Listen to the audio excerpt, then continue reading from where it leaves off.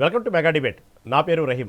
రేపటి నుంచి పార్లమెంటు సమావేశాలు ప్రారంభం కానున్నాయి. ఈ నేపథ్యంలోనే అఖిలపక్ష సమావేశం జరిగింది. ఈ అఖిలపక్ష సమావేశంలో రెండు తెలుగు రాష్ట్రాలకు సంబంధించిన నాయకులు, ఎంపీలు అందరూ పాల్గొన్నారు. ఈ నేపథ్యంలో తెలంగాణకు నిధులు కేటాయించాలని తెలంగాణ ఎంపీలు కోరుతుంటే, ఈ ఆంధ్రప్రదేశ్ రాష్ట్ర అభివృద్ధికి నిధులు కేటాయించాలని చెప్పి ఇటుపక్క ఆంధ్ర రాష్ట్రకు సంబంధించినటువంటి మంత్రులు, ఎంపీలు కోరుతున్నారు. మరి ఈ నేపథ్యంలోనే బడ్జెట్ రేపు రాబోతుంది. అయితే ఈసారైనా తెలంగాణకు నిధులు కేటాయిస్తారా అనేది ఒక ప్రశ్న అయితే, ఎడిదిరిగి కూటమిలో ఆంధ్రప్రదేశ్ ప్రభుత్వం ఉంది కాబట్టి తప్పనిసరిగా నిధులు కేటాయిస్తారనే వార్తలు కూడా వస్తున్నాయి. ఇదంతా కాదు, తొందరలో జరగబట్టే ఎన్నికలు ఏదైతే ఉన్నాయో, పశ్చిమ బెంగాల్ కానివ్వండి, ఇటుపక్క తమిళనాడు, ఇటుపక్క కేరళలో తొందరలో అసెంబ్లీ ఎన్నికలు జరుగుతున్న నేపథ్యంలో ఎక్కువగా బడ్జెట్ ఆ రాష్ట్రాలకు కేటాయిస్తారు అనేటువంటి వార్త కూడా నడుస్తుంది. అసలు ఈసారి బడ్జెట్లో ఏ అంశాలు పొందుపరుస్తారనే అంశం కూడా మనం చర్చించుకోవాలి. ఇది ఈనాటి మెగా డిబేట్. ఇదే అంశం మనతో పాటు డిస్కస్ చేయడానికి సిద్ధంగా ఉన్నారు రామచంద్ర గౌడ్ గారు, కాంగ్రెస్ నాయకులు, అదేవిధంగా ఫణీంద్ర గారు, బీజేపీ నాయకులు, అదేవిధంగా విజయభాస్కర్ గారు, టీడీపీ నాయకులు మనతో పాటు ప్రస్తుతం సిద్ధంగా ఉన్నారు. ఓకే, ముందుగా మనం ఫణీంద్ర గారి దగ్గరికి వెళ్దాం, బీజేపీ నాయకులు. ఫణీంద్ర గారు నమస్తే అండి. నమస్తే అండి రహీం గారు. ఫణీంద్ర గారు, ఇది ఓవరాల్గా సిచ్యువేషన్స్ చూస్తే రేపు పార్లమెంట్ సమావేశాలు ప్రారంభంగానున్నాయి. ఈ నేపథ్యంలో ఎవరికి సంబంధించిన వాళ్ళు రిహార్సల్స్ మొదలు పెట్టేశారు. అప్పుడే పార్లమెంట్ సమావేశాల్లో ఆ రాష్ట్రాలకు సంబంధించినటువంటి నిధులు ఏ విధంగా మాట్లాడాలి, ఏమేం కోరాలి అనేటువంటి ఒకతే అన్ని రాష్ట్రాల సంగతి పక్కన పెడితే రెండు తెలుగు రాష్ట్రాలకు సంబంధించిన విషయానికి వచ్చేటప్పటికి ఈ విధంగా ఉంది. తెలంగాణ సంబంధించి నిధులు కావాలని, ఎందుకంటే ఈసారి నిధులు కేటాయించండి అంటూ ఇటు తెలంగాణ రాష్ట్ర ఎంపీలు కోరుతున్నారు. కాదు, ప్రతిసారి మేము తెలంగాణకు సంబంధించినటువంటి ఎప్పటికప్పుడు మేము బాగానే కేటాయిస్తున్నాం, కేంద్రం నుంచి మంచి మద్దతు ఉంది, సహకరిస్తున్నాం, అన్ని వేల కోట్లు ఇచ్చాం, ఇన్ని వేల కోట్లు ఇచ్చాం అంటే ఎప్పుడు బీజేపీ చెప్పుకొస్తుంది. సరే, ఈసారైనా మాకు నిధులు కేటాయించినట్టు ఇటు తెలంగాణ సంబంధించినటువంటి ఎంపీలు కోరుతున్నారు. సరే, ఆంధ్రప్రదేశ్ సంబంధించి ఎడిదిరిగి కొత్త రాజధాని కాబట్టి, కొత్త రాష్ట్రం కాబట్టి దానికి అభివృద్ధి కేటాయించాలి, దాని అభివృద్ధికి సంబంధించినటువంటి గతంలో చెప్పిన ప్రామిస్లను నెరవేర్చాలంటే ఆంధ్రప్రదేశ్ రాష్ట్రం కోరుతుంది. ఓవరాల్గా దీన్ని బట్టి బడ్జెట్ ఎలా ఉండబోతుందంటారు? కేంద్రం దీని గురించి అన్నిటి గురించి సానుకూలంగా ఆలోచించే దశలో ఉందా, లేదంటే వచ్చేటువంటి ఎన్నికలు జరిగేటువంటి రాష్ట్రాల మీద ముందు అక్కడ కేటాయిద్దాం ఈసారి, ఎందుకంటే ఎన్నికలు జరుగుతున్నాయి కాబట్టి కొంత సానుకూల దృక్పథంతో ఓట్లు వేస్తారనే కాన్సెప్ట్లో ఉన్నారా? ఎలా ఉండబోతుంది అంటారు ఈసారి బడ్జెట్? అందరికీ నమస్కారం అండి. ముందుగా గౌడన్నకి, అదేవిధంగా మిగిలిన సభ్యులు ఎవరైతే అందరికీ నమస్కారం. 100% రానున్న రోజుల్లో 2026లో ఏదైతే బడ్జెట్ సమీకరణలు ఉన్నాయో అది రాజకీయ ఆర్థిక సమీకరణాల మిశ్రమంగా మనం భావించేటువంటి ఆవశ్యకత అయితే ఉంది. 100% దీంట్లో ఏపీ నిధులు కూడా తప్పనిసరిగా ఉంటాయి. ముఖ్యంగా మనం ఇప్పుడు మీరు అడిగినటువంటి ప్రశ్నలో తెలంగాణ విధానంగా చూసుకునేసరికి గతంలో కూడా తెలంగాణలో కొన్ని ప్రాజెక్ట్స్ అయితే మనం అనుకున్నాం. ఏదైతే ఎయిమ్స్ ఉందో, మెట్రో ఫేజ్ 2 ఉందో, అదేవిధంగా ఈ మూసీ రివర్ తాలూకా ప్రాజెక్ట్స్ కానీ ఇవన్నీ కూడా కొన్ని రైల్వే లైన్లు డంపింగ్ పనుల కోసం అని చెప్పేసి కొన్ని ప్రాజెక్ట్స్ ఏదైతే ఉందో అది ఆల్రెడీ కేంద్రం దాని మీద ఒక కట్టుబడి అయితే గనక ఉంది, అది ఇస్తామనేది ఉంది. కొన్ని ఈ యొక్క రాష్ట్ర ప్రభుత్వం యొక్క సమన్వయ లోపంతో కొంత ఏదైతే ఆ నిధులు కేటాయింపులో ఉండేటువంటి వ్యవస్థలో, కొంచెం భూ సమీకరణ వ్యవస్థలో కానీ, అదేవిధంగా కొన్ని విధి విధానాల్లో కానీ కొంత లోటుబాట్లు, దాని మీద సరైనటువంటి అసెస్మెంట్స్ లేకపోవడం వల్ల ఈ విధంగా అయితే గనక నిధులు రావడం అనేది కొంచెం జాగృతి జరిగింది అని చెప్పేసి మనం ఆలోచన చేయొచ్చు. ముఖ్యంగా ఎయిమ్స్ విషయంలో కానీ, అదేవిధంగా ఈఎస్ హాస్పిటల్లో కానీ, తర్వాత ఏదైతే ఈ యొక్క రైల్వే లైన్ గురించి వీటి మీద అయితే గనక కొంత అయితే గనక వెసులుబాటు అవుతుంది. అది కూడా ఇప్పుడు రానున్న ఈ యొక్క బడ్జెట్ లో అది పూర్తిగా యొక్క రాష్ట్ర ప్రభుత్వం యొక్క సమీకరణాల దృష్ట్యా అది పూర్తిగా అది ఇస్తారని చెప్పేసి కేంద్ర ప్రభుత్వం అయితే గనక దాని మీద ఆశాజనకంగా అయితే ఉన్నారని చెప్పి మనం భావించవచ్చు. ఇంకా ముఖ్యంగా మనం చూసుకున్నట్టయితే గనక ఈ యొక్క ఏపీ 100% ఏపీ రానున్న రోజుల్లో దేశంలోనే ఒక మంచి ఆర్థిక వ్యవస్థలో ముందుకు వెళ్లాల్సిన బాధ్యత ఎన్డీఏ కూటమి ఉంది కాబట్టి తప్పనిసరిగా ఆ వ్యవస్థలో ఒక విధి విధానాలతో ముందుకెళ్తున్నటువంటి పరిస్థితి మనం యొక్క ఏపీ అభివృద్ధి కోసం అనేది. అదేవిధంగా ఈ యొక్క కూటమిలో ఉన్నటువంటి పరిస్థితుల్లో ఈ యొక్క రాష్ట్ర ప్రభుత్వం ఇప్పటికే గత కొన్ని సంవత్సరాలుగా వెసులుబాటు అయ్యి వెనకబడినటువంటి పరిస్థితుల్లో మన యొక్క రాష్ట్ర ప్రభుత్వం ఉంది. ఎన్డీఏ కూటమిలో దాన్ని ముందుకు తీసుకెళ్లాల్సిన బాధ్యత కేంద్ర ప్రభుత్వానికి కూడా ఉంది కాబట్టి ఏపీలో ఉండేటువంటి ఆల్రెడీ అమరావతికి కానీ, అదేవిధంగా పోర్ట్ అండ్ ఇండస్ట్రియల్ కారిడార్స్ కానీ, అదేవిధంగా రైల్వే జోన్స్ కానీ, అదేవిధంగా ఈ యొక్క వాటర్ ప్రాజెక్ట్స్ గురించి కానీ ఈ యొక్క కొంచెం ప్రత్యేకమైనటువంటి ప్యాకేజీలు అయితే గనక ఇవ్వడానికి అయితే గనక కేంద్రం గతంలో కూడా చెప్పడం అనేది జరిగింది.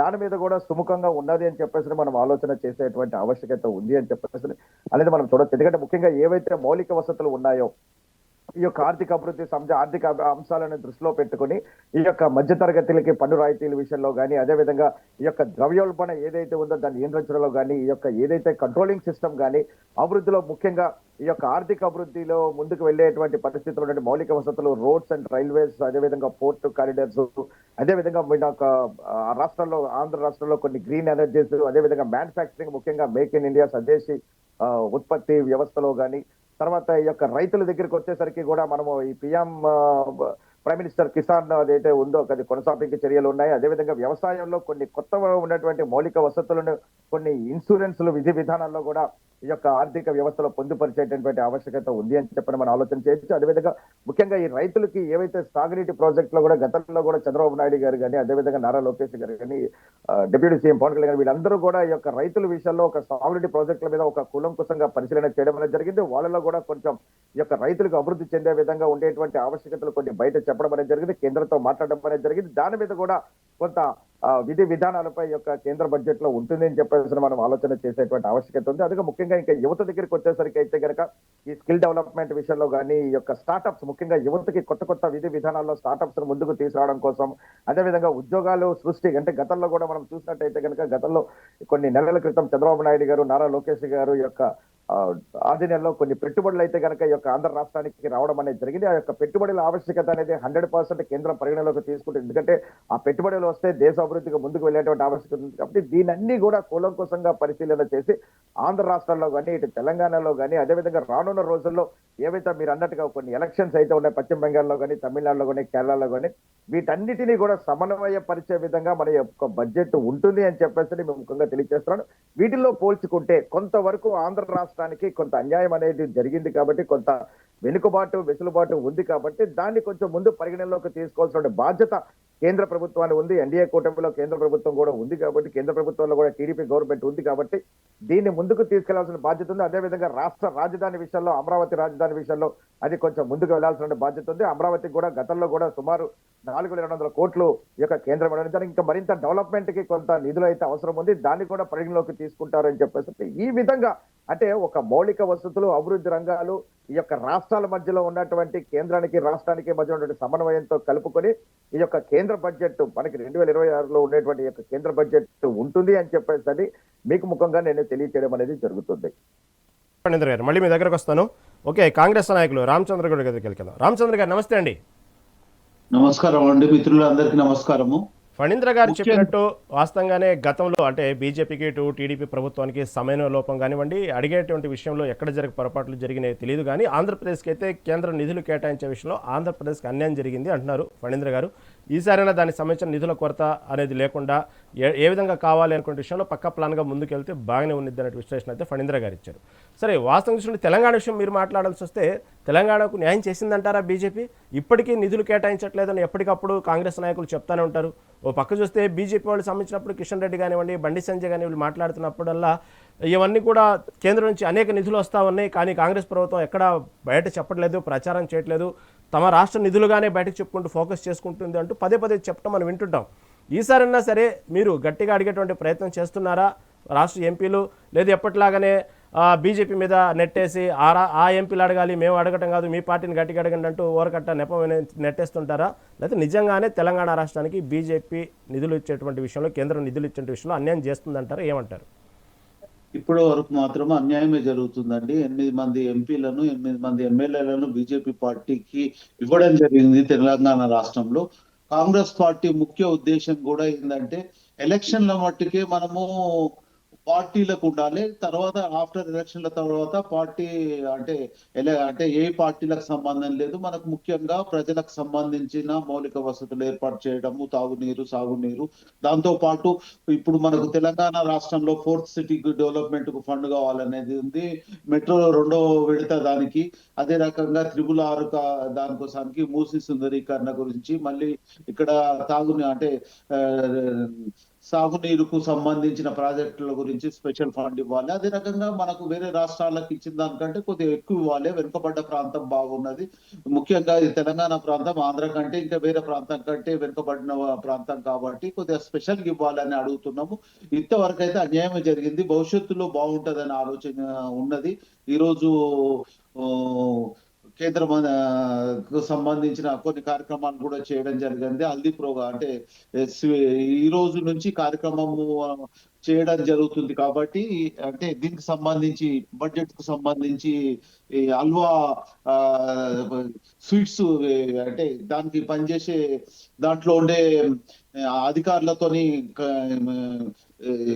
కార్యక్రమాలు ఈ రోజు జరిగినాయి. ఫస్ట్ వరకు దీనికి సంబంధించిన డెవలప్మెంట్ అవుతుంది. ఫస్ట్ కు మనకు కేంద్ర బడ్జెట్ కు సంబంధించిన బయటకు వస్తాయి. నిజానికి కూడా మనకు కావాల్సింది ఏంటంటే ఇక్కడ ప్రాంతం డెవలప్మెంట్ కు ఇవ్వాలని కోరుకుంటున్నాం. కానీ మొన్న ఎలక్షన్లు జరిగే ముందు బీహార్ లో మహిళలకు 10,000 రూపాయలకు సుమారుగా 75 లక్షల మందికి ఇవ్వడం జరిగింది. ఇప్పుడు కూడా తమిళనాడు, కేరళ కొన్ని ప్రాంతాల్లో ఎలక్షన్లు ఉన్నాయి కాబట్టి అక్కడ ఇస్తుండొచ్చు అనేది ఆలోచన ఉంది. అది కాకుండా ఈ మన తెలంగాణ ప్రాంతంకి ఇవ్వాలి. అదే రకంగా రైతులకు సంబంధించి మనం కోరుకునేది ఏంటంటే ఇప్పుడు కార్పొరేట్ సంస్థలకు 20 లక్షల కోట్ల రూపాయలు రుణాలు మాఫీ చేయడం జరిగింది 10 సంవత్సరాల లోపల కేంద్ర ప్రభుత్వం. అదే మన రైతులకు సంబంధించి అది సుమారుగా 1,00,000 కోట్ల రూపాయలు మాఫీ చేసుకుంటే అది తెలంగాణ మొత్తంలో మనకు సంబంధించి తెలంగాణ కాదు భారతదేశంలో ఉన్న రైతులందరికీ కూడా రుణాలు మాఫీ అయ్యేది ఉంటుండే. దాంతో డెవలప్మెంట్ కూడా ఉంటుండే.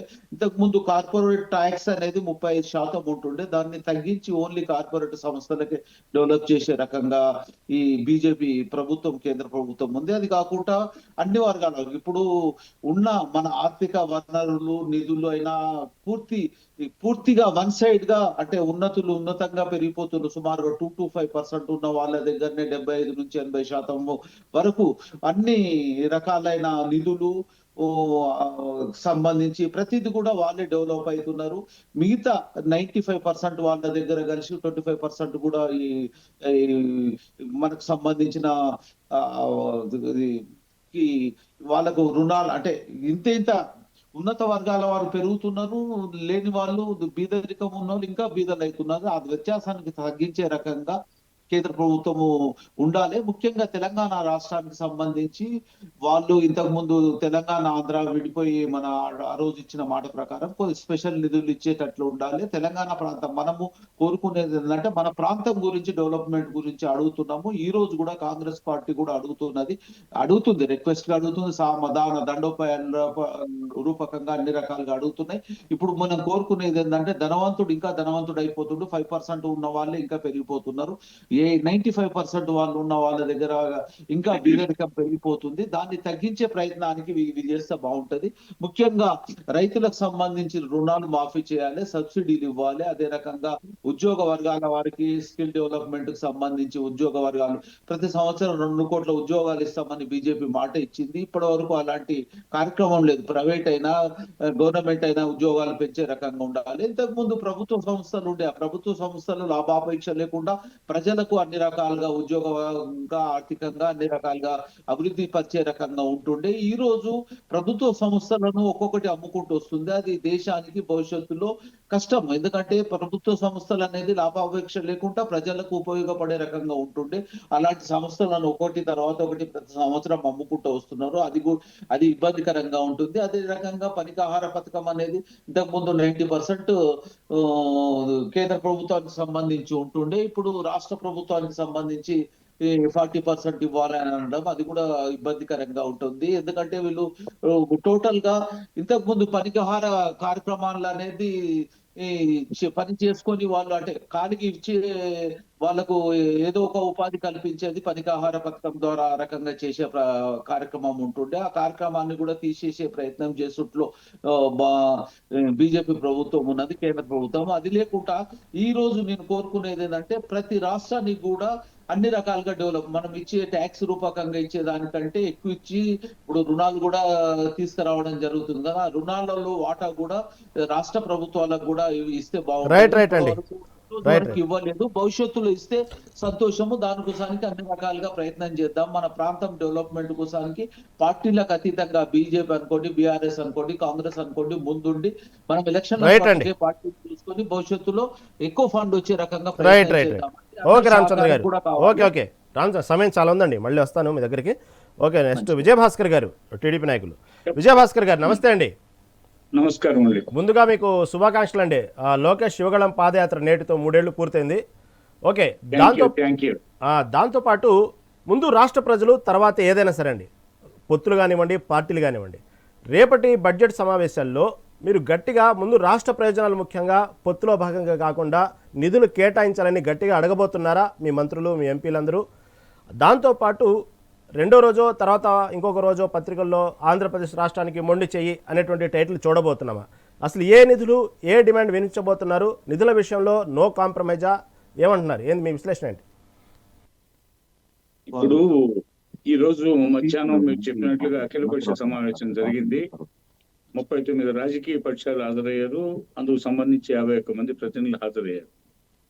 పోతే ఫిబ్రవరి 1వ తేదీ బడ్జెట్ ప్రవేశపెడుతున్నారు. సరే, బడ్జెట్ ప్రవేశపెట్టబోతున్న ఆర్థిక శాఖ మంత్రి నిర్మలా సీతారామన్ గారికి ఈ బడ్జెట్ ప్రవేశపెట్టడంలో విశేషమైన అనుభవం ఉంది. అదేవిధంగా 11.5 సంవత్సరాల పైగా ఈ దేశానికి ప్రధానమంత్రిగా పదవి బాధ్యతలు నిర్వహిస్తున్న గౌరవనీయులైన మోడీ గారికి చాలా విశేషమైన అనుభవం ఉంది. ఆయన చాలా పేదరికం నుంచి వచ్చాడు. భారతదేశ పేద ప్రజల కష్ట సుఖాలు తెలిసిన మనిషి. అదేవిధంగా నిర్మలా సీతారామన్ గారు ప్రపంచ స్థాయిలో అనేక ఆర్థిక సంస్థల్లో ఆమె ఉన్నతోద్యోగం చేశారు. అదేవిధంగా ఆమె చక్కటి విద్యావంతురాలు. అనేక బడ్జెట్లు ప్రవేశపెట్టిన అనుభవంతో ఉన్న పరిస్థితుల్లో ఈరోజు కొత్త బడ్జెట్ రాబోతుంది. ఈ బడ్జెట్ మీద చాలా మంది, సహజంగా బడ్జెట్ అంటే మనకి వసంత ఋతువు వస్తుందంటే మనం అంతా సంతోషపడతాం.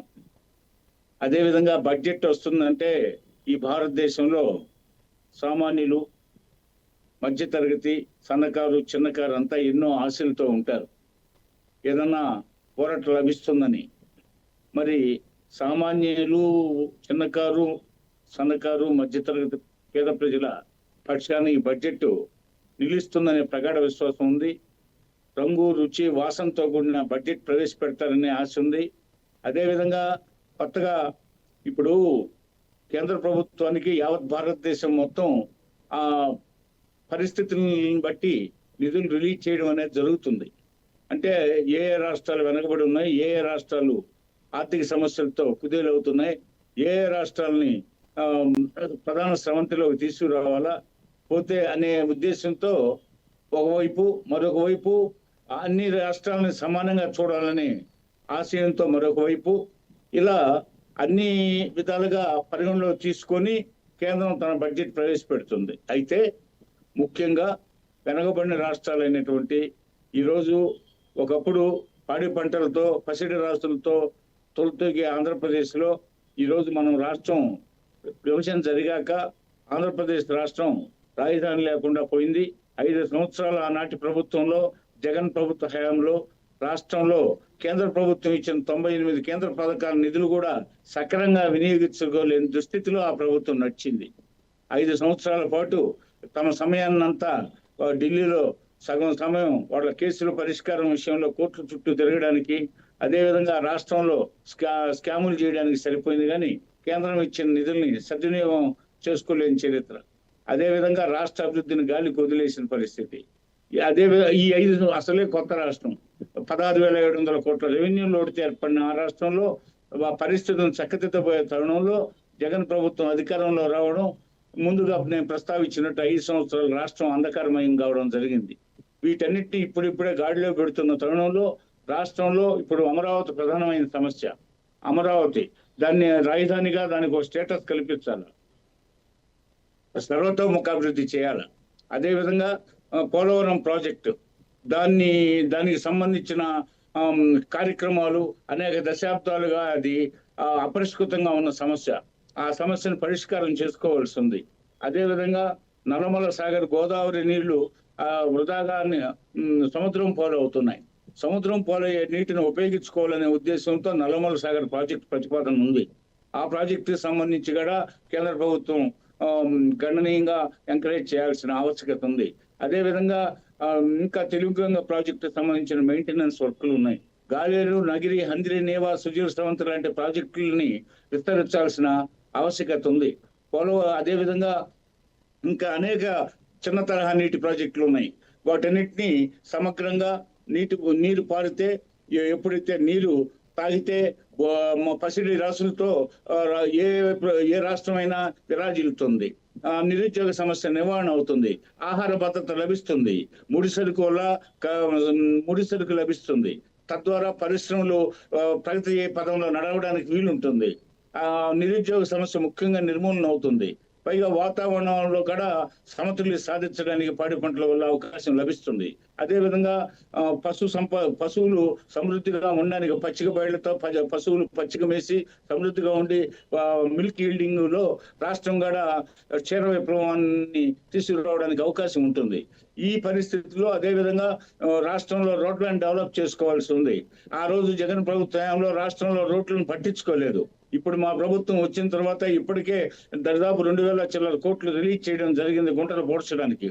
అన్ని దాదాపు ఇప్పుడు 90% చక్కబడ్డాయి. రోడ్లన్నీ అద్దంలాగా తీర్చిదిద్దుతున్నాం. ముఖ్యంగా ఇంకా అనేక ప్రాంతాల్లో ఆదివాసీ ప్రాంతాల్లో రోడ్లను డెవలప్ చేయాల్సి ఉంది. ఇంకా డ్రింకింగ్ వాటర్ సౌకర్యాలు కల్పించాల్సి ఉంది. అదేవిధంగా 9th షెడ్యూల్ 10th షెడ్యూల్ సంబంధించి విభజన చట్టంలో అనేక కార్యక్రమాలు పెండింగ్ లో ఉన్నాయి. వాటిని సామరస్యంగా 2 రాష్ట్రాల మధ్య పరిష్కరించుకోవాల్సిన సమస్యలు ఇంకా ఉన్నాయి పెండింగ్ లో. రాష్ట్రానికి సంబంధించి మేము అనేక ప్రాజెక్టులు విదేశీ పెట్టుబడులను ఆకర్షించడానికి దావోస్ వేదిక వెళ్ళడం జరిగింది. గతంలో ఒకసారి ఈ మధ్య ఒకసారి వెళ్ళడం జరిగింది. విశాఖ కేంద్రంగా సదస్సు పెట్టడం జరిగింది. అనేక మంది రాష్ట్రానికి రావడానికే భయపడుతున్నారు. రాష్ట్రానికి పరిశ్రమలకు పెట్టుబడి పెడతామంటే జైలులో పెడతా ఉంటున్నారు. ఈ పరిస్థితులను కేంద్ర ప్రభుత్వం పూర్తిగా ఆ రకమైన ప్రకటనలు ఇచ్చే వారి మీద కూడా చర్యలు తీసుకోవాల్సి ఉంది.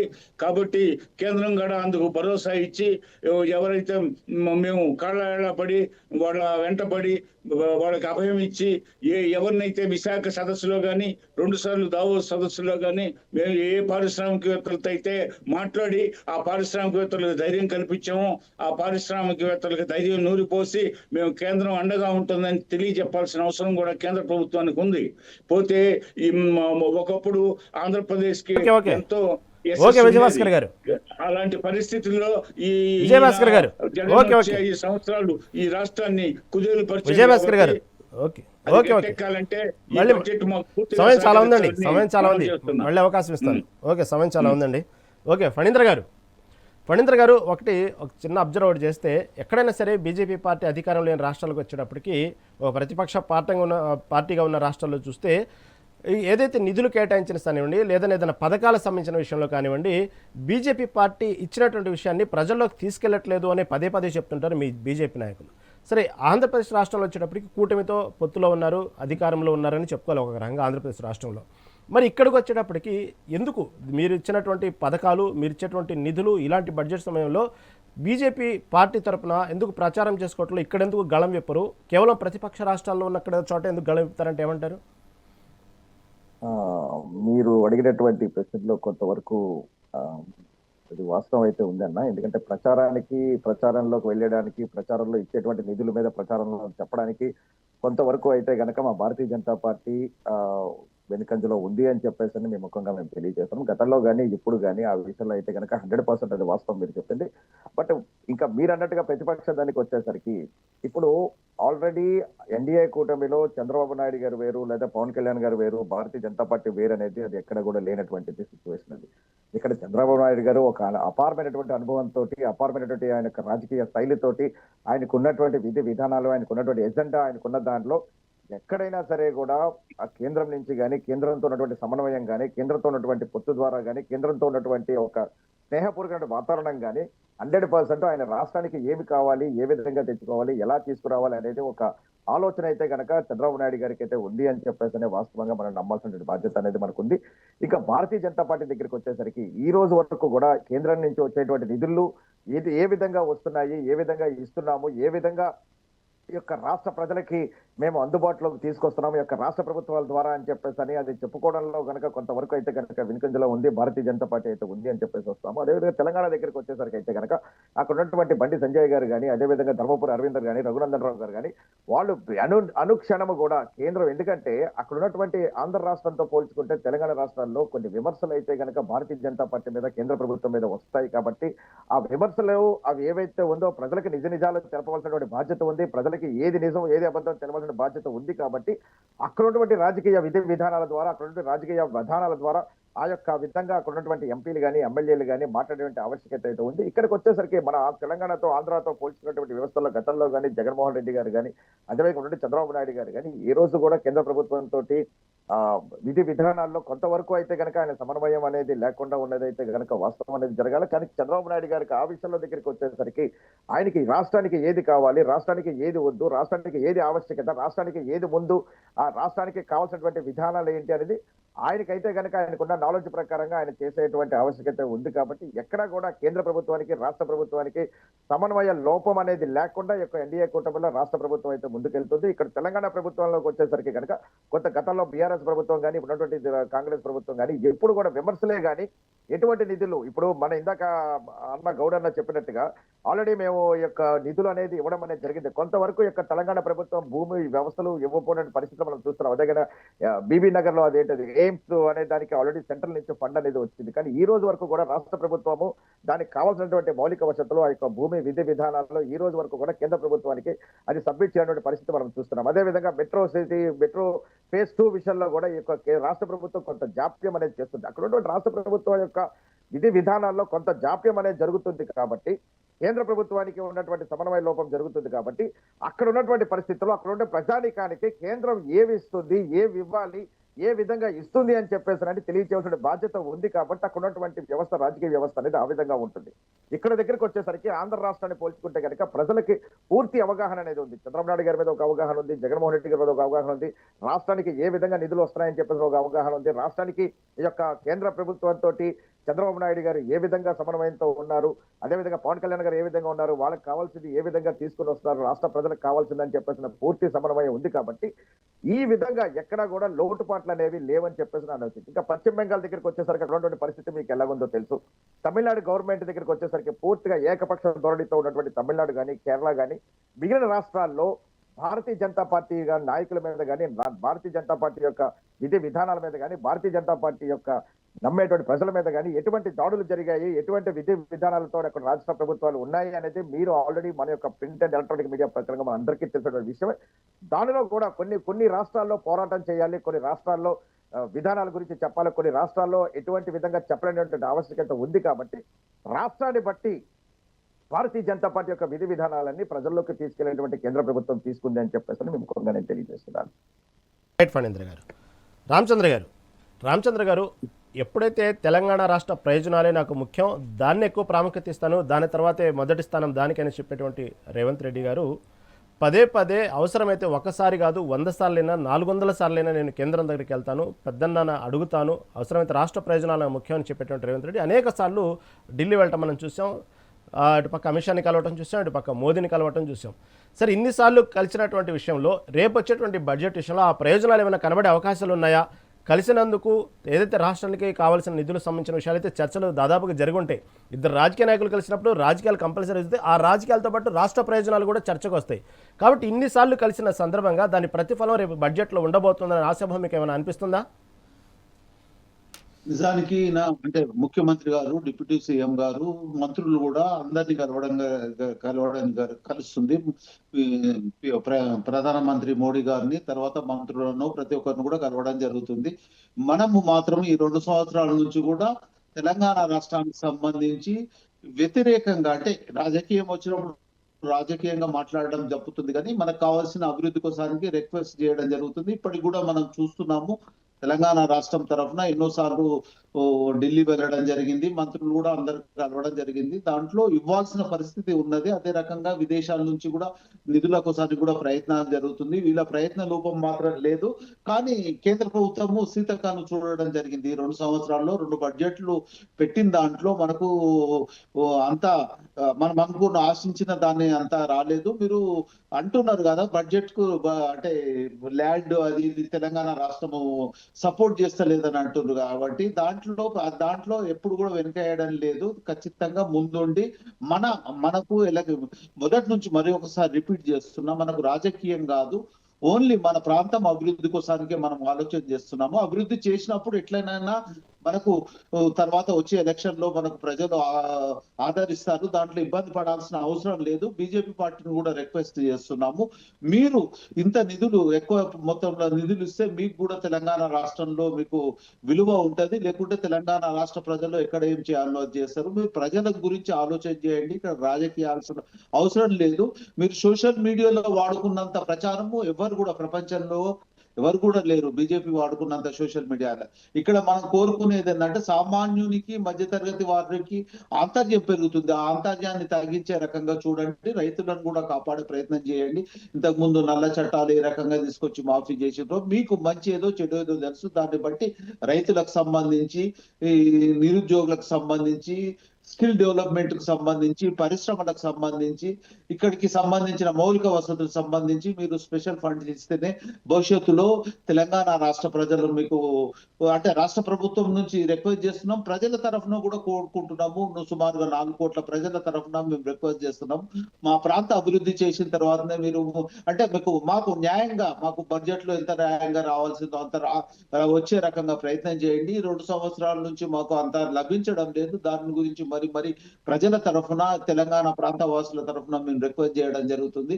మన ప్రాంతానికి కావాల్సిన నిధులను మాత్రం ఖచ్చితంగా ఇవ్వాలని అడుగుతున్నాము. మా ప్రయత్న లోపం అనేది ఎక్కడ లేకుంటున్నది. అధికారులు చేస్తున్నారు, అదే రకంగా నాయకులు చేస్తున్నారు. మీరు ఇంకేదన్నా కావాలనుకుంటే మళ్ళీ ఇంకో ఏదన్నా మీరు అంటే మీ ఆదరణలో ఇంకేదన్నా ఉంటే మీ దాంట్లో ఏదైనా మైనస్ ఉంటే కూడా చెప్పండి. దాన్ని ఫుల్ఫిల్ అంటే మళ్ళీ రిక్వెస్ట్ చేసి చెప్తున్నాము. ఖచ్చితంగా రైతులకు, నిరుద్యోగులకు, ఈ ప్రాంతానికి సంబంధించిన మౌలిక వసతులు, అదే రకంగా తాగునీరు, సాగునీరుకు సంబంధించినది, రోడ్లకు సంబంధించిన ప్రతి దాంట్లో కూడా మనము ఇచ్చిన ఎన్నో రిపోర్ట్లు, ప్రాజెక్టు రిపోర్ట్లు ఉన్నాయి. దాంట్లో ఖచ్చితంగా అన్ని వచ్చే రకంగా ఉండండి. రైలు వసతుల్లో చూస్తే మనము తెలంగాణ ప్రాంతంలో చాలా తక్కువ ఉన్నది. సౌకర్యంగా చూస్తే పర్సంటేజ్ రకంగా చూస్తే రైలుకైనా, రోడ్ల ప్రాంతం చూసినా గానీ వేరే ప్రాంతాలకు ఇప్పుడు మనం తమిళనాడు అనుకుంటే మనం ఇక్కడ రాజకీయం మాట్లాడాల్సిన అవసరం లేదు. ఎప్పుడైనా కానీ ఇప్పుడని కాదు, గత ప్రభుత్వాలలో పాత రోజులలో కూడా తెలంగాణ ప్రాంతానికి చాలా అన్యాయం జరిగింది.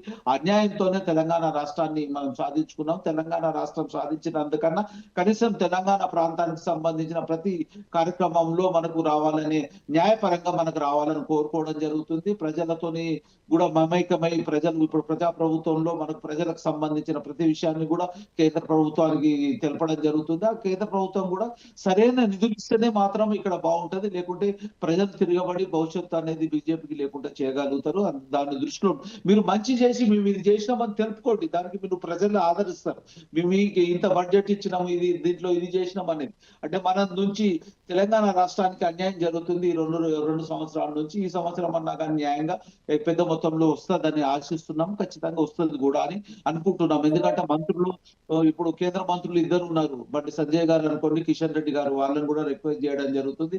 8 మంది ఎంపీలు ఉన్నారు. వాళ్ళు ఖచ్చితంగా కొట్లాడి మన ప్రాంతానికి, వాళ్ళకు కూడా ప్రాంతీయ అభిమానం ఉంటది కాబట్టి వాళ్ళు కూడా కొట్లాడి తీసుకొచ్చే ప్రయత్నం చేస్తారు. కానీ కేంద్ర ప్రభుత్వంలో కేంద్రము దీని మీద ఎలక్షన్ల దృష్టిలో మాత్రం చేస్తుందని అనుకుంటున్నాం. ఎందుకంటే మొన్న బీహార్ ఎలక్షన్ లో చూసినాం. అంతకు ముందు కూడా కొన్ని ఎలక్షన్ ఆ ప్రాంతంలో ఏదన్నా సీతకన్నా అక్కడ దూయించి మనం ఎలక్షన్ లేవు, ఎలక్షన్ల ముందు చూస్తామని దాన్ని ఆలోచన చేస్తుండొచ్చు. కానీ ప్రభుత్వ పరంగా, మా నాయకత్వ పరంగా మనము రిక్వెస్ట్ చేసిన దేంట్లో కూడా మనం తక్కువ లేము. ఖచ్చితంగా కొట్లాడి సాధించుకొని నిధులను తీసుకురావాలనే ప్రయత్నం జరుగుతుంది. ఖచ్చితంగా సాధిస్తామని తెలియదు. ఓకే రామచంద్ర గారు.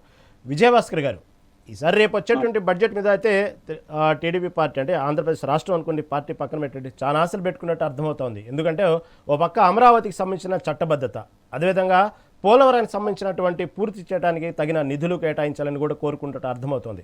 అదే పక్క పక్క చూస్తే రాజస్థాన్లో దాదాపుగా 40,000 కోట్లతో నదుల యొక్క అనుసంధానం చేస్తున్నారు. కాబట్టి ఇటు నల్లమల్ల సాగర్కి కూడా దానికి సంబంధించిన నిధులు కావాలని కూడా అడుగుతున్నట్టు అర్థమవుతా ఉంది. ఇవి కూడా ఆశలు పెట్టుకుంది ఈసారి.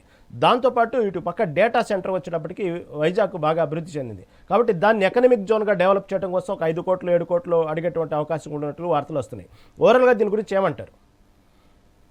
అదేవిధంగా ఇప్పుడు మనకి ఇప్పుడు రైతులకు సంబంధించి ఆంధ్రప్రదేశ్ లో ఎక్కువగా commercial crops Virginia tobacco central government కి ఒక ఆంధ్రప్రదేశ్ లో ఎక్కువ సాగు అవుతుంది. అదేవిధంగా మైసూరులో కొంత భాగం మన ఆంధ్రప్రదేశ్ వాళ్ళే పోయి మైసూర్లో 90% వర్జీనియా టొబాకో ఆంధ్రప్రదేశ్ వాళ్ళే మైసూర్ ప్రాంతంలో సాగు చేస్తారు. పోతే ఈ తక్కువ భూభాగంలోనే ఆంధ్రప్రదేశ్ లో కొంత భాగం, మైసూర్ చుట్టుపక్కల కొంత భాగం మాత్రమే వర్జీనియా టొబాకో సాగు జరుగుతుంది భారతదేశంలో. అయితే వచ్చే విదేశీ మారక ద్రవ్యం మాత్రం 60,000 కోట్ల విదేశీ మారక ద్రవ్యం లభిస్తుంది వర్జీనియా టొబాకో వల్ల. 60,000 కోట్ల విదేశీ మారక ద్రవ్యం పోతే అయితే పొగాకు రైతులు చాలా పెట్టుబడులు పెట్టి సతమతం అవుతున్నారు. ఇప్పటికీ లాస్ట్ ఇయర్ పండించిన పొగాకు, అంటే పొగాకు పంట ఎప్పుడు కూడా మార్చి నెల ఏప్రిల్ 10th 15th కల్లా క్లోజ్ అయిపోతుంది, ఎంత లేట్ అయినా. సహజంగా ఫిబ్రవరికే క్లోజ్ అవుతుంది. వెనక చిక్కి వాతావరణ పరిస్థితులు అనుకూలించక ఇబ్బంది పడుతూ లేస్తూ సాగు చేసిన వాళ్ళు కూడా March ending April 1st week 2nd week కల్లా అయిపోతుంది, క్లోజ్ అవుతుంది. కానీ దాన్ని సెంట్రల్ టొబాకో బోర్డు అంతకుముందు ప్రైవేట్ వాళ్ళు కొంటూ రైతుల్ని ఇబ్బంది పెడుతూ ఉంటే, రైతులకి డబ్బు ఎగవేస్తుంటే సెంట్రల్ టొబాకో బోర్డు పెట్టుకొని చాలా దశాబ్దాలు అయింది. అయినా సెంట్రల్ టొబాకో బోర్డు చాలా ఆలస్యంగా, సెంట్రల్ టొబాకో బోర్డు అందరు ప్రైవేటు వర్తకులందరినీ ఒక చోట చేర్చి దశల వారీగా ఈ పొగాకు అమ్మకాలు, కానీ దాని వేగాన్ని పెంచాల్సిన అవసరం ఉంది. ఇప్పటికీ పొగాకు రైతులు లాస్ట్ ఇయర్ పంట ఇళ్లలో పెట్టుకొని ఉన్నారు. అది వాతావరణ పరిస్థితులకి ఆ గోల్డ్ రంగు ఉండేటటువంటి ఆ టొబాకో బూజు పట్టిపోయే అవకాశం ఉంది, నల్లబడే అవకాశం ఉంది. అప్పుడు మోడు కింద చాలా అత్యంత తక్కువ ధరకి విక్రయించుకోవాల్సిన దుస్థితి. పైగా విక్రయించుకుందాం తక్కువ ధరకు అనుకున్నా కానీ పొడి అయిపోతుంది, అది పొడి అయిపోతుంది. అప్పుడు దేనికి పనికిరాదు. ఈ దుస్థితిలో రైతులు ఉన్నారు. ఇటీవల నేను అంతా ప్రకాశం, నెల్లూరు, గుంటూరు జిల్లాలో తిరిగినప్పుడు రైతులు ఆవేదనని నేను గమనించాను. ఇదంతా సెంట్రల్ టొబాకో బోర్డు ఆధ్వర్యంలో నడుస్తుంది. కాబట్టి సత్వమే కేంద్ర ప్రభుత్వం 60,000 కోట్ల విదేశీ మారక ద్రవ్యాన్ని తెచ్చిచ్చేటటువంటి ఆ పొగాకు పంటకు సంబంధించి సాగు చేసే రైతులు సంతోషపరచాల్సిన అవసరం ఉంది. అదేవిధంగా పండుమిర్చి గుంటూరు మార్కెట్ యార్డు ఆసియాలోనే బిగ్గెస్ట్ మార్కెట్ యార్డు. చాలా మంది పండుమిర్చి పండించే రైతులు చాలా ఇబ్బందులకు గురి అవుతున్నారు. వాటిని కూడా సెంట్రల్ గవర్నమెంట్ వాణిజ్య శాఖ దాని మీద దృష్టి పెట్టాల్సి ఉంది. అదేవిధంగా మనకి పొడవు పింజ పత్తి మహారాష్ట్రలో ఎక్కువ పడుతుంది. తర్వాత తెలంగాణ, ఆంధ్రప్రదేశ్లో విస్తారంగా పండిస్తారు. కాబట్టి పొడవు పింజ పత్తి వెరైటీని ప్రపంచ దేశాలు చాలా అద్భుతంగా రిసీవ్ చేసుకుంటాయి. అయితే వీటిని కూడా మార్కెటింగ్ లో లోపాల వల్ల రైతులు చాలా ఇబ్బందులు ఎదుర్కొంటున్నారు ఈ 2 తెలుగు రాష్ట్రాలు, మహారాష్ట్రలో. వాటి మీద కూడా వాణిజ్య శాఖ సత్వరమైన దృష్టి పెట్టాల్సిన ఆవశ్యకత ఉంది. అదేవిధంగా పప్పు ధాన్యాలు సారవంతమైన నేలలో తెలంగాణ, ఆంధ్రప్రదేశ్ భూభాగంలో, భారతదేశంలో అనేక రాష్ట్రాల్లో ఉంది, కర్ణాటకలో, తమిళనాడులో. మన కందిపప్పు, పెసరపప్పు, మినప్పప్పు, అపరాలు, అదేవిధంగా చిరుధాన్యాలు కూడా మనం ఎక్కడో లాటిన్ అమెరికా దేశాలు లేకపోతే వెనకబడిన ఆఫ్రికా దేశాల నుంచి దిగుమతి చేసుకుంటున్న దుస్థితి ఉంది. మరి ఇది భారతదేశ గౌరవానికే అవమానం అని నేను భావిస్తున్నా. అందువల్ల మన రైతులే స్వావలంబన సాధించేటట్టు ఈ భారతదేశమే స్వావలంబన సాధించి ఇతర దేశాలకు మనం ఎక్స్పోర్ట్ చేయాలి, చిరుధాన్యాల విషయంలో అయితేమి, అపరాల విషయంలో అయితేమి. అదేవిధంగా ముందుగా ప్రస్తావించిన ఈ కమర్షియల్ క్రాప్స్ అయిన వర్జీనియా టొబాకో, మిర్చి, పత్తి పంటలు కూడా మనం విదేశాలకు ఇంకా పుష్కలంగా ఎగుమతి చేస్తే విదేశీ మారక ద్రవ్యం పొందే అవకాశం ఉంది. అదేవిధంగా వ్యవసాయం ఎంత విస్తరిస్తే అంత నిరుద్యోగ సమస్య తగ్గిపోతుంది, లేకపోతే నిరుద్యోగుల సంఖ్య పెరిగిపోతుంది, అరాజకం ప్రబలిపోతుంది, దొంగలుగా, దోపిడీదారులుగా, తీవ్రవాదులుగా మారుతుంది సమాజం. కాబట్టి ఈ దిశలో కూడా కేంద్ర ప్రభుత్వం ఆలోచన చేయాల్సి ఉంది. అదేవిధంగా కొత్త రైల్వే జోన్ విశాఖపట్నం అది బాలారిస్టాలతో ఉంది. దానికి వెంటనే నిధులు పుష్కలంగా మంజూరు చేయాల్సిన ఆవశ్యకత ఉంది. అదేవిధంగా దుగ్గరాజుపట్నం, నెల్లూరు జిల్లాలో ఉండే దుగ్గరాజుపట్నం, నిన్న మొన్నటి దాకా నెల్లూరు జిల్లాలో ఉన్నటువంటి రామాయపట్నం ఫోర్టు, అదేవిధంగా మూలపాడు ఫోర్టు, అదేవిధంగా అనేక ఫోర్ట్లు, ఇప్పుడు అదే మచిలీపట్నం ఫోర్టు, ఇలా అనేక ఫోర్ట్లు ఇప్పుడు నిధులు కొరత తలడిల్లుతున్నాయి. కాబట్టి వాటికి నిధులు వెంటనే కేటాయించాల్సిన ఆవశ్యకత ఉంది. ఎందుకంటే 1030 కిలోమీటర్ల తీరరేఖ ఉంది. దీని ద్వారా విదేశీ ఎప్పుడో క్రీస్తుపూర్వం గౌతమిపుత్ర శాతవాహనుల కాలంలోనే విదేశాలకి, రోమ్ నగరానికి, ఇతర దేశాలకి బ్రహ్మాండంగా వాణిజ్యం జరిపినటువంటి ప్రాంతం అన్నమాట మచిలీపట్నం నుంచి. కానీ అదేవిధంగా మోటుపల్లి, చీరాల దగ్గర ఉండే మోటుపల్లి తీరాన లంగరేసి విదేశాలకు ఓడలు రాకపోకలతో కళకళలాడిన ఆ ప్రాంతం నేడు బోసిపోయి ఉందన్నమాట. కాబట్టి సముద్రం ద్వారా వాణిజ్యం వల్ల చాలా కారు చౌకగా సరుకులు రవాణా జరుగుతుంది. పర్యావరణానికి హాని జరగకుండా, ట్రాఫిక్ జాములు లేకుండా ఉంటుంది. తీర ప్రాంతంలో మత్స్యకారుల అభివృద్ధికి దోహదపడుతుంది. కాబట్టి ఇన్ని రకాల బహుళ ప్రయోజనాలు ఉన్నటువంటి ఆ తీర ప్రాంతాన్ని కూడా డెవలప్ చేసుకోవడానికి కావాల్సిన నిధులు కూడా మంజూరు చేయాల్సి ఉంది. అదే విధంగా జీడి మామిడి తోటలు, ఫారెస్ట్ డెవలప్మెంట్ కార్పొరేషన్ సంబంధించి పోతే అది ఉమ్మడి లిస్ట్ లో ఉంది. ఫారెస్ట్ అంటే concurrent list, state list, central list కాకుండా కాంకరెంట్ లిస్ట్ ఉమ్మడి జాబితాలో ఉంది. ఉమ్మడి జాబితాలో ఉండేటటువంటి ఫారెస్ట్ డిపార్ట్మెంట్ కి సంబంధించి ప్లాంటేషన్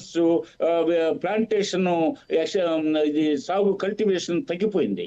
ఇటీవల ఉన్న ప్లాంటేషన్ కూడా చాలా చెట్లు కుక్కమూతి పిందిలో పడుతున్నాయి. ఇప్పుడు క్యాష్యూ ఉంది, విదేశీ ఎక్స్పోర్ట్ చేస్తే విదేశీ మార్కెట్ వస్తుండేది ఒకప్పుడు.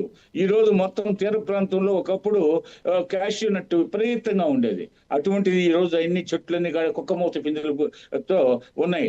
కాబట్టి తిరిగి కొత్త ప్లాంటేషన్ ఏర్పాటు చేయడానికి పోతే అదే విధంగా ఇంకా ఫారెస్ట్ కి సంబంధించిన ఎస్టేట్స్, టీ ఎస్టేట్స్, విశాఖ ప్రాంతంలో ఆపిల్ సాగు బాగా జరుగుతుంది. పోతే అదే విధంగా ఈ ఎన్ని స్ట్రాబెర్రీ ఎన్ని విజయభాస్కర్ గారు అవకాశం ఇస్తా, మళ్ళీ అవకాశం ఇస్తా, సమయం చాలా ఉంది. విజయభాస్కర్ గారు విజయభాస్కర్ గారు విజయభాస్కర్ గారు సమయం చాలా ఉంది, ఇస్తానండి, అవకాశం ఇస్తాను. విజయభాస్కర్ గారు కేంద్ర ప్రభుత్వం విజయభాస్కర్ గారు ఆంధ్ర రాష్ట్రాన్ని ఆదుకోవాలని చెప్పేసి మేము ప్రత్యేకంగా విజ్ఞప్తి చేస్తున్నాం.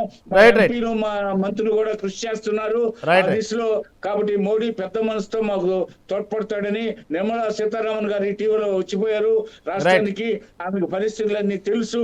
కాబట్టి చంద్రబాబు నాయుడు గారి విజ్ఞప్తిని వాళ్ళు సగౌరవం ఇచ్చి మా రాష్ట్రానికి న్యాయం చేకూరుస్తారని చెప్పేసి ఆశిస్తున్నాం. రైట్ విజయభాస్కర్ గారు, రైట్, మళ్ళీ వస్తాను. సమయం ఉందండి, పర్లేదు, మాట్లాడచ్చు. తర్వాత ఫణీంద్ర గారు చూసాం మనం గతంలో అమరావతి విషయంలో ఎలాంటి సమన్వయ లోపం జరిగింది, అమరావతికి ఏ విధంగా అన్యాయం జరిగింది, తర్వాత వచ్చినటువంటి ప్రభుత్వంలో ఎలాంటి 3 రాజధానుల విషయం ఎలా జరిగింది మనం చూసాం.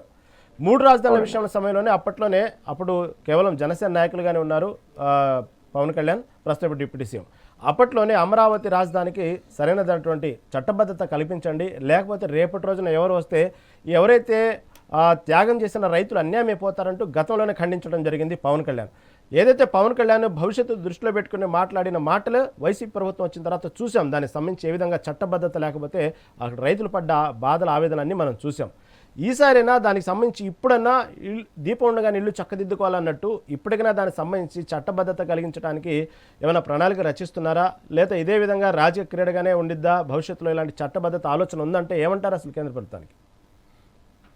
సరే అన్న, ఇప్పుడు రాష్ట్రంలో గత ప్రభుత్వంలో రాజధాని లేకుండా, దిక్కు దివాలా లేకుండా ఈ రోజున రాష్ట్ర ప్రభుత్వం సుమారు 20 సంవత్సరాలు వెనక్కి వెళ్ళేటువంటి పరిస్థితి, అన్ని వివిధ రకాలుగా ఈ యొక్క ప్రజలు ఇబ్బంది పడినటువంటి పరిస్థితి, అన్ని రంగాల్లో ఎటువంటి మెరుగైనటువంటి అభివృద్ధి లేకుండా ఈ యొక్క రాష్ట్ర ప్రభుత్వం ఏ విధంగా వెనకబడిందో ప్రజలు ప్రత్యక్ష సాక్ష్యం. కేంద్ర ప్రభుత్వం చూసింది, రాష్ట్ర ప్రభుత్వం ప్రతిపక్షంలో ఉన్నటువంటి అప్పుడు టీడీపీ గవర్నమెంట్ కానీ, లేదంటే కనుక జనసేన వాళ్ళు కానీ, లేదంటే మా భారతీయ జనతా పార్టీ అందరూ కూడా ఈ యొక్క రాష్ట్ర ప్రభుత్వంలో ఉన్నటువంటి చెప్పుకోవడానికి కూడా మేము ఆంధ్ర వాళ్ళమని చెప్పుకోవడానికి కూడా సిగ్గులేనటువంటి పరిస్థితి, సిగ్గుపడేటువంటి దుస్థితి కలిగించినటువంటి యొక్క రాష్ట్ర ప్రభుత్వాల్లో ఆల్రెడీ చంద్రబాబు నాయుడు గారికి ఒక పూర్తి అవగాహన ఉంది. రాష్ట్ర ప్రభుత్వం ఏర్పాటైనప్పటి నుంచి ఆయనకు విధి విధానాల మీద ఒక ఆవశ్యకత ఉంది, విధి విధానాల మీద ఆయన కొంత కూలంకషమైన పరిశీలన ఉంది.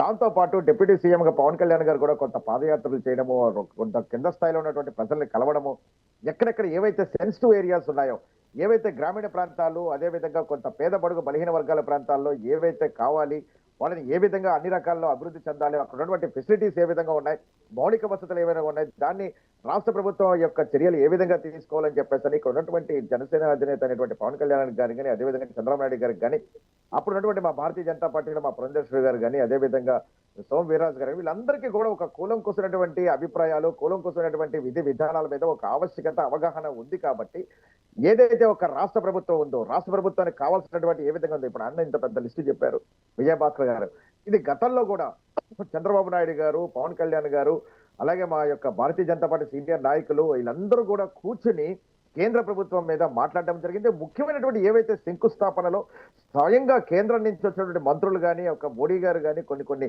ప్రధానమంత్రి గారు కానీ కొన్ని శంకుస్థాపనలు కూడా చేయడం అనేది జరిగింది. గతంలో విధానాలు కాకుండా ఇప్పుడున్నటువంటి పరిస్థితి ప్రజలకు చేరువయ్యే విధంగా, ప్రజలకు దగ్గరయ్యే విధంగా గతంలో చేసినటువంటి తప్పిదనాలు ఏదైతే రాష్ట్ర ప్రభుత్వంలో తప్పిదనాలు జరిగాయో అటువంటి తప్పిదనాలన్నీ కూడా ఈ యొక్క ప్రజలకు ఏ విధంగా అగచాట్లు పడ్డారో అవన్నిటిని కూడా అన్ని రకాలుగా అన్ని విధానాల్లో అన్ని వ్యవస్థాగతంగా పరిశీలనతోటి ఈ యొక్క రాష్ట్ర ప్రభుత్వం ఎన్డీఏ కూటమి ముందుకు వెళ్తుందని చెప్పి ముఖ్యంగా తెలియజేస్తున్నాం. అదేవిధంగా గతంలో కూడా రాష్ట్ర ప్రభుత్వం ఏదైతే రాజధాని డిసైడ్ చేసిందో ఆ డిసైడ్మెంట్ మీద కేంద్ర ప్రభుత్వం ఎప్పుడు కూడా కట్టుబడి ఉంది అని చెప్పేసి మీకు నేను తెలియజేస్తున్నాను. గతంలో కూడా అమరావతి రాజధాని అని చెప్పేసి చంద్రబాబు నాయుడు గారు చెప్పినప్పుడు దాని విధంగానే కట్టుబడి ఉంది. స్వయంగా మా ప్రధానమంత్రి వారు వచ్చారు. ఆ తర్వాత మళ్ళీ ఇక్కడ ఉన్నటువంటి ఎవరైతే మన జగన్మోహన్ రెడ్డి గారు వచ్చారో ఆయనేమో 3 రాజధానులు అని చెప్పని కొత్తగా ఎక్కడా లేనటువంటి వింత పోకళ్ళు వింత విధానాలు తీసుకొని వచ్చి దాన్ని ఒక రకమైనటువంటి ఒక జోకర్ పేక మొక్కలాగా తీసుకొచ్చినటువంటి ఏ రోజు కూడా వైజాగ్ రాజధాని కావాలనలేదు. పారిశ్రామిక అభివృద్ధి అసలు ఎవరు కూడా, ఎందుకంటే ఆంధ్ర రాష్ట్రం అనేది ఒక కట్టుబడి విధి విధానాల్లో ఉండేటువంటి ఒక రాష్ట్ర ప్రభుత్వాన్ని ఈ రోజున ఎందుకు ఇందాక అన్నట్టు ఒక కుక్కలు చెప్పిన విస్తరిగా అరే నేను ఆంధ్ర నుంచి వచ్చానరా అని చెప్పి చెప్పుకోవడానికి కూడా సిగ్గుచేట్లా ఉన్నటువంటి పరిస్థితి మనం చూస్తున్న దుస్థితి మనం చూసాం. కాబట్టి ఎట్టి పరిస్థితుల్లో కేంద్ర ప్రభుత్వం రాష్ట్ర ప్రభుత్వం ఏదైతే నిర్ణయం చేస్తుందో, రాష్ట్ర ప్రభుత్వానికి ఎటువంటి ఆవశ్యకత ఉందో, రాష్ట్ర ప్రభుత్వ అభివృద్ధి ఏ విధంగా ఉందో వీటన్నిటికీ కట్టుబడి ఉంది. కాబట్టి ఈ రోజున ఎన్డీఏ కూటమి అనే ఒక భాగస్వామిగా వచ్చి భారతీయ జనతా పార్టీ కూడా అందులో కలవడం అనేది జరిగింది. దాంతోపాటు జనసేన అధినేత పవన్ కళ్యాణ్ గారు కలవడం జరిగింది. వీళ్ళందరూ వల్ల కూడా ఈ రోజున కేంద్ర ప్రభుత్వం డబుల్ ఇంజిన్ సర్కార్ తోటి రాష్ట్ర ప్రభుత్వాన్ని మరింత మెరుగ్గా తీసుకెళ్లే విధంగా మనకి ఈ రోజున నారా లోకేష్ గారు కూడా ఆయన కూడా ఒక పాదయాత్ర చేసి ఈ రోజున అక్కడ ప్రజల యొక్క అగచాట్లు, ప్రజలు పడినటువంటి ఇబ్బందులు ఇవన్నీ కూడా ఆయన కూడా ప్రత్యక్షంగా చూశారు. కాబట్టి ప్రతి ఒక్క పార్టీకి ఒక అవగాహన ఉంది. ప్రతి ఒక్క పార్టీలో ఉన్నటువంటి ఎన్డీఏ కూటమిలో ప్రతి ఒక్క నాయకులకి, ప్రజలకి, కింద స్థాయి కార్యకర్తల దగ్గర నుంచి పై స్థాయిలో ఉన్నటువంటి నాయకులకి, మంత్రులకి అందరికీ కూడా ఈ రాష్ట్ర ప్రభుత్వం వెళ్తే ఏ విధంగా అభివృద్ధి చెందుతుందో పూర్తి అవగాహన అనేది ఉంది. కాబట్టి జరిగిన తప్పిదనాన్ని మళ్ళీ చేసే విధంగా ఉండదు. కాబట్టి రాష్ట్ర ప్రభుత్వం రానున్నటువంటి ఆర్థిక వ్యవస్థ బడ్జెట్ లో 100% కూలంకుశంగా ముందుకు వెళుతుంది. మౌలిక వసతుల దృష్ట్యా, పవర్ ప్లాంట్ ప్రాజెక్ట్స్ దృష్ట్యా, అదేవిధంగా ఈ యొక్క జల ప్రాజెక్టులు కానీ, పోర్టులు కానీ, రోడ్లు కానీ, అదేవిధంగా ఇందాక అన్న చెప్పినట్టుగా ఈ యొక్క ఏదైతే మన విశాఖ ఏదైతే రైల్వే ప్రాజెక్ట్ ఉందో అది కూడా త్వరలోనే ప్రభుత్వం పూర్తి చేసే విధంగా ఉంది. దానికి కేంద్ర ప్రభుత్వం కూడా కట్టుబడి ఉంది. దానికి సపరేట్ జోన్ అనేది ఏర్పాటు అనేది గతంలో కూడా విధానం ఉంది. కాకపోతే ఏదైతే గత ప్రభుత్వం తప్పిదాలో ఇప్పుడు ఉన్నటువంటి రాష్ట్ర ప్రభుత్వం చెయ్యబోదు. వాళ్ళ ప్రజల వద్దకే పాలన, ప్రజల ఏదైతే అభివృద్ధి మాకు ముఖ్యం, ప్రజలు అభివృద్ధి చెందితేనే రాష్ట్రం అభివృద్ధి చెందుతుంది, రాష్ట్రం అభివృద్ధి చెందితే దేశం అభివృద్ధి చెందుతుందని చెప్పేసి అహర్నిశలో చంద్రబాబు నాయుడు గారు కానీ, లోకేష్ గారు కానీ, అదేవిధంగా జనసేన పవన్ కళ్యాణ్ గారు కానీ, మా భారతీయ జనతా పార్టీ మంత్రులు, కేంద్ర మంత్రులు, నాయకులు కానీ ప్రతి ఒక్కళ్ళు కూడా రాష్ట్ర ప్రభుత్వాన్ని ఏ విధంగా ముందుకు తీసుకెళ్లాలి, రాష్ట్ర ప్రభుత్వాన్ని ఏ విధంగా ఈ యొక్క పరిస్థితి నుంచి ముందుకు రావాలి అని చెప్పేసి ఆలోచన ఉంది. దానికి కేంద్ర ప్రభుత్వం కట్టుబడి ఉంది. నిర్మలా సీతారామన్ గారు కూడా గతంలో పలు పర్యాలు ఈ యొక్క రాష్ట్రంలో పలు విద్యాలయాల్లో వాళ్ళు పరిశీలించడం జరిగింది. ఆవిడ కూడా స్వయంగా వచ్చి చూడడం అనేది జరిగింది. ఆవిడ కూడా ఇక్కడ సెంట్రల్ మినిస్టర్, వివిధ ప్రాజెక్ట్స్, రైల్వే మినిస్టర్ కానీ, పోర్ట్ అండ్ కారిడార్స్ మినిస్టర్ కానీ, అదే షిప్పింగ్ కంపెనీస్ మినిస్టర్స్ కానీ అందరూ కూడా వచ్చి ఈ యొక్క రాష్ట్ర ప్రభుత్వాన్ని మెరుగైన అభివృద్ధి విధంగా ఏ విధంగా వెళ్ళాలి, ముందుకు వెళ్ళాలి, కేంద్రం నుంచి ఎటువంటి సహాయ సహకారాలు ఉండాలి, అదేవిధంగా దేశానికి, రాష్ట్రం నుంచి దేశానికి కావాల్సినటువంటి ఏవైతే మౌలిక వసతులు ఏ విధంగా కావాలి, అదేవిధంగా విదేశీ పెట్టుబడులు ఏ విధంగా ఉండాలి, రాష్ట్రాన్ని వివిధ జోన్లుగా పారిశ్రామిక అభివృద్ధిగా ఏ విధంగా చేయాలి, ఏ రాష్ట్రం, ఏ జిల్లాల్లో, రాష్ట్రాల్లో ఏ జిల్లా అభివృద్ధి పదంగా ముందుకు తీసుకెళ్లాలని చెప్పేసి వాళ్ళ గతంలో ఉన్నటువంటి అనుభవంతో, గతంలో ఉన్నటువంటి డిసైడ్మెంట్ తోటి రానున్న రోజుల్లో మీరు ఇందాక అన్నట్టుగా గూగుల్ ఏదైతే వస్తుందో ఒక ఎక్కడా లేనటువంటి కనీవిని ఎరిగినటువంటి రీతిలో ఈ రోజున యువతకి స్కిల్ డెవలప్మెంట్ కోర్సుల్లో కానీ, గూగుల్ యొక్క సెంటర్స్ కానీ, సాఫ్ట్వేర్ టెక్నాలజీస్ కానీ, అండర్ గ్రౌండ్ సిస్టమ్ కానీ, యొక్క సీ పోర్ట్ డెవలప్మెంట్స్ కానీ, కారిడార్స్ కానీ, నేషనల్ హైవేస్ కానీ, విమాన భోగాపురం ఇంటర్నేషనల్ ఎయిర్పోర్ట్ కేంద్ర మంత్రులు మన రామ్మోహన్ రెడ్డి గారి ఆధ్వర్యంలో దాని యొక్క విధి విధానాల పరిశీలన ముందుకెళ్ళడం అంటే వివిధ రంగాల్లో ఈ రోజున రాష్ట్ర ప్రభుత్వము, ఆంధ్ర రాష్ట్ర ప్రభుత్వము మేము పోటీతో ముందుకు వచ్చాము, మేము కష్టపడి మేము ముందుకు వచ్చాము. కేంద్రము యొక్క డబుల్ ఇంజిన్ సర్కార్ తోటి మేము ఎన్డీఏ కూటమి యొక్క రాష్ట్ర ప్రభుత్వాన్ని ఈ యొక్క దేశ పట్టణంలో మరింత ముందుకు తీసుకెళ్లే విధంగా ఈ యొక్క ప్రజలందరూ కూడా కష్టపడుతున్నారు. రాష్ట్ర ప్రభుత్వ నాయకులు కష్టపడుతున్నారు, ముఖ్యమంత్రులు కష్టపడుతున్నారు. ప్రతి ఒక్కళ్ళు కూడా ఒక సైన్యంలాగా ఈ యొక్క ఎన్డీఏ కూటమిలో కష్టపడుతున్నారు. కాబట్టి రానున్న రోజుల్లో మనం ఈ యొక్క ఆంధ్ర రాష్ట్ర ప్రభుత్వాన్ని ఒక మెరుగైనటువంటి రాష్ట్రంగా మనం చూస్తాము. దానికి కట్టుబడినటువంటి కేంద్ర ప్రభుత్వం బడ్జెట్ కూడా ముఖ్యమంత్రి చంద్రబాబు నాయుడు గారు మాట్లాడారు, అదేవిధంగా పవన్ కళ్యాణ్ గారు మాట్లాడారు. ఎవరికి ఏ విధంగా విధి విధానాల్లో పంచాయతీ శాఖ దగ్గర నుంచి అన్ని శాఖల్లో కూడా ఏ విధమైనటువంటి బడ్జెట్ ఎంత అవసరం అనేది కూలంకోసం పరిశీలన చేసి కేంద్ర ప్రభుత్వంతో మాట్లాడడం జరిగింది. కాబట్టి అన్నిటి విధంగా కూడా సమన్వయ లోపం లేకుండా ఈ రాష్ట్రానికి ఏది కావాలి అనేది కేంద్ర ప్రభుత్వం ఇవ్వడానికి 100% ముఖంగా ఉంది. కాబట్టి మీ ముఖంగా తెలియజేస్తున్నాను, మనం రానున్న రోజుల్లో ఆంధ్ర రాష్ట్ర ప్రభుత్వాన్ని దేశ పట్టణంలోనే ఒక మరింత అభివృద్ధి రాష్ట్రంగా మనం చూస్తామని చెప్పేసి మేము ముఖంగా తెలియజేస్తున్నాము. అందరం కూడా దాని విధంగా ఉన్నాం మేమంతా. ఓకే ఫణీంద్ర గారు, ఓకే ఫణీంద్ర గారు. చివరిగా రామచంద్ర గారు ఇప్పుడు వచ్చేటువంటి దాదాపు ఈరోజు మున్సిపల్ ఎన్నిక నగర అయితే మోగింది తెలంగాణ వ్యాప్తంగా మున్సిపల్ ఎన్నికలకు సంబంధించి. రేపటి బడ్జెట్ సమావేశాల్లో తెలంగాణకు అనుకూలంగా బడ్జెట్ కనుక కేటాయిస్తే అదొక లెక్క, దానికి సంబంధించిన నిధులు కనుక కేటాయించకపోతే మరో లెక్క అన్నట్టు కాంగ్రెస్ పార్టీ దీన్ని మున్సిపల్ ఎన్నికల పొరులు లింక్ పెట్టే ఆవశ్యకత ఉందంటారా? దాని ప్రభావం ఉందంటారా? మున్సిపల్ ఎన్నికల మీద బడ్జెట్ ప్రభావం ఉండబోతుందంటారా? బడ్జెట్ ప్రభావం కొంత ఉంటదండి, అంతా ఏం లేదు. ఎందుకంటే ఇక్కడ బీజేపీ ప్రభావం అనేది తెలంగాణ రాష్ట్రంలో లేదు. ఎందుకంటే గతంలో చూసాము, గతం కంటే కొద్దిగా మెరుగు ఉన్నది. ఉంటే ఒక 5-10% మాత్రమే ఉన్నాయి ఓటు పర్సెంట్ లో. ఇప్పుడు సుమారుగా 116 మున్సిపాల్లో 6 కార్పొరేషన్లో సుమారుగా వాళ్ళకు వస్తే ఒక 10% వస్తుండొచ్చు అనేది నేను అనుకుంటున్నా. బీజేపీకి బీఆర్ఎస్ కూడా లేదు. కానీ మేము కోరుకునేది ఏంటంటే తెలంగాణ రాష్ట్రం అన్నిటికీ అనుకూలంగా ఉంటది. వాతావరణం అనుకోండి, ఎవరిని వచ్చినా కానీ ఆదరించే రకంగా ఉంటది.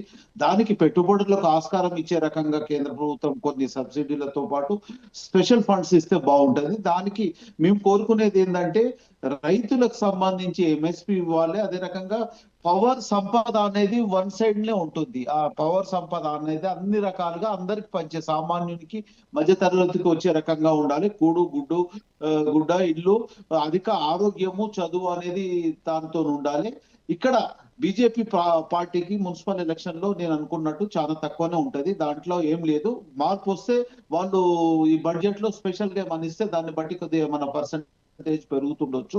కానీ వాళ్ళు మున్సిపల్ గురించి కాకుండా అంటే లోకల్ ఎలక్షన్స్ వచ్చే దాంట్లో తమిళనాడు, కేరళ, వెస్ట్ బెంగాల్ ఎక్కువ దృష్టి పెడుతుండొచ్చు అని అనుకుంటున్నాను. ఇప్పటి వరకు అయితే అదే రకంగా జరిగింది.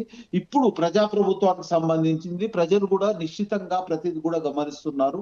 ఆ గమనంలో మన తెలంగాణ రాష్ట్రానికి ఎక్కువ నిధులు ఇస్తే బీజేపీ పార్టీని ఆదరించట్లో ఎలాంటి, ఎందుకంటే ఎవరికైనా కానీ పెడితే దాన్ని బట్టి ఆలోచన ఉంటది. ఇక్కడ మాత్రం ఈ 10 సంవత్సరాలలో ఆంతర్యం బాగా పెరుగుతుంది. ఆ పెరిగే దాన్ని అంటే మధ్య తరగతికి సామాన్యుడు ఇంకా అట్టడుగు వెళ్ళిపోతున్నాడు, ఉన్నతంగా ఉన్న వాళ్ళు ఇంకా పెరిగిపోతున్నారు, ఆస్తులలో సంపదల్లో అన్ని రకాలుగా పెరిగిపోతున్నది. ఆ మార్పు వచ్చే రకంగా బీజేపీ పార్టీ కృషి చేస్తే బాగుంటది. లేకుంటే వాళ్ళ మనుగడ అనేది ఇబ్బందిగా ఉంటది. ఇక్కడ మున్సిపల్ ఎలక్షన్ లో కాంగ్రెస్ పార్టీ పరంగా నేను చెప్తున్నాను 80 to 90%, 80% అబో ఖచ్చితంగా తెలంగాణ రాష్ట్రంలో కాంగ్రెస్ పార్టీ హస్తగతం చేసుకుంటుందని మీ ద్వారా ప్రజలకు చెప్తున్నాను. నిజానికి కూడా అది అదే రకంగా ఉన్నది. ఒకటి కోరుకునేది ఏంటంటే మనకు సామాన్యునికి, మన తెలంగాణ రాష్ట్రం రైతులకు సంబంధించింది. రైతులకు కొన్ని సబ్సిడీలతో పాటు ఇంకేమన్నా వాళ్ళకి ఇచ్చి రుణమాఫీ అనేది ఖచ్చితంగా చేస్తే బాగుంటది. ఇంతకు ముందే చెప్పాను, 20 లక్షల కోట్లు కార్పొరేట్ సంస్థలకు రుణాలు మాఫీ చేయడం జరిగింది.